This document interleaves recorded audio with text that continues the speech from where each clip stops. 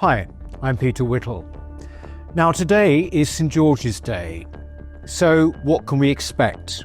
Well, virtually no official recognition, the usual left-wing suspects pointing out that St George wasn't even English anyway, the annual calls for it to be a public holiday going ignored. In other words, the less said about the whole thing, the better. That's the message we get. It's a fact that the people who make up the vast bulk of the population of this island are treated by our elites as its kind of dirty little secret. Our recent NCF Locals Conference in Salisbury was entitled Magna Carta and the Making of the English.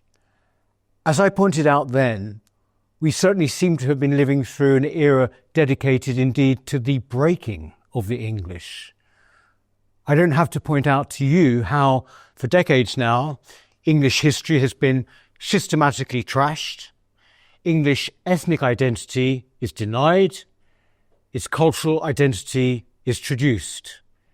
English nationalism is seen as nasty and racist, whereas its Scottish and Welsh counterparts have been treated by our cultural elites as progressive and desirable and to be encouraged. No, the overall message pumped out both subliminally and indeed explicitly is that England and the English are bad, embarrassing things. In the face of this onslaught, it is then truly remarkable how a sense of England and Englishness survives amongst us, even if it has to be retained increasingly in our heads and memories. In our physical landscape, after all, transformed as it has been by the imposition from above of an unwanted political ideological revolution, it is of course becoming harder each day to recognise England. This sense of loss has grown more widespread, more tangible, even over the past year. You will no longer find England in our major cities. There is little point in even trying. Today, what remains of England is to be found in our hundreds of market towns, our villages and our countryside. So why then do I feel a new cautious hope about England and its survival on this St George's Day? It's because I sense a shift in this country, a sense of something stirring, something happening. You might say this is just wishful thinking. Where's the evidence? Well, we do have some. This Easter saw a remarkable surge in church attendance throughout this country. All over social media, there were stories of packed churches, of surprise at the number of new faces, of cars having nowhere to park because of the crowds.